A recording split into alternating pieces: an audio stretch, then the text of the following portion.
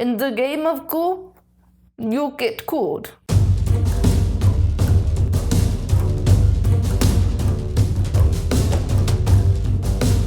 Welcome to the game of Coup, a game for 2 to 10 players. Close enough. 3 to something.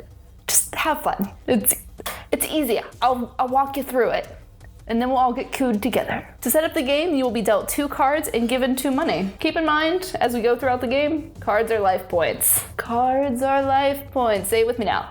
Cards are life points. Cards are life. I like this power. On your turn, you can take any action you want to take. Well, any action that the cheat sheet allows you to take. That you can't sit there and go steal somebody's car. That is not an action you can take. Stealing someone's car is not an action you can take. But if it's on the card, you can do it. So any action on the card, any of them. Some of the actions you can take on your turn involve gathering money or using that money to assassinate or create a coup, which will then kill a player's card. Your goal is to survive in the end, so if you are the last person standing, that's all that matters. Legally, you can only take the actions that your character cards allow you to take. But this is a game of bluffing, which means you can take any action as long as somebody doesn't challenge you on it. If you are challenged on an action, you have to show the card that allows you to take the action. If you don't, you lose the challenge, and you must lose a card. The card will go face up in front of you, and that card is now dead to you. You now have whatever non-revealed cards left as life points. If the challenger was wrong and you do have the card, you will then take your card, shuffle it back into the deck, and draw yourself a new random influence card. The challenger will then lose one of their life points by revealing one of their cards. Another way you can be stopped from taking your action is if a player declares that they're going to block your action with the card they have. You can always challenge their block, but keep in mind regular challenge rules apply. If you lose the challenge, you lose your life, which means you could lose your last life and then you're dead. Challenges do not need to come from the person being blocked. The challenge can come from anywhere on the table, so if you feel like that person is definitely lying, tell them they're bluffing so that you can challenge that and they'll die and you won't. That'd be cool. Game will continue until all other players are dead and there's one survivor on the hill. If you're going to be the taker of the Iron Throne, okay, this isn't Game of Thrones, but still, you're gonna need my top 3 strategies. Tip number 1, this is a game about bluffing, which means you need to be confident. Confidence is the key to this game. You act confident, people might believe you. If people believe you, they might not challenging you. People might not challenge you.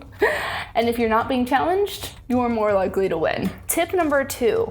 Card counting is kind of important in this game. When you first set up the game, I think everybody at the table should know the ratio of each card so it's fair, and you will want to keep track of who's declared what. If you've seen 3 people say that they are the Duke and they're taxing, one of them's lying, and you need to challenge them.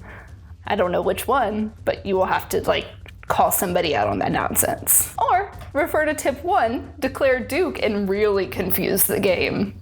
Just a thought. Tip number 3. If you are playing with the ambassador is a great role to lie on. Because the ambassador lets you switch cards up so you can see what's in the draw pile. So it's perfect. It's the perfect card to lie on because then they don't know if you were the ambassador or if you are the ambassador. Or use the ambassador wisely, friends. I had a person wreck shop saying that they were in the ambassador all game. I hate that. So that's the game of Coup. This June, July-ish area, I'm trying to go over small games you can throw into your bag and just go for the summer.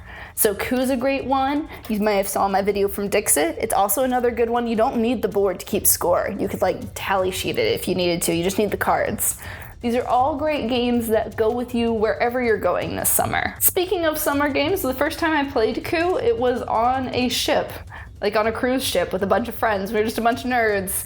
Not hanging out in the sun, hanging out in the magic room. And by magic, I mean magic. And playing Coup. So yeah, yay nerds on a ship. You might have seen that we've started streaming recently. If you're not paying attention to our streams, then you don't see how we're trying to take over the world.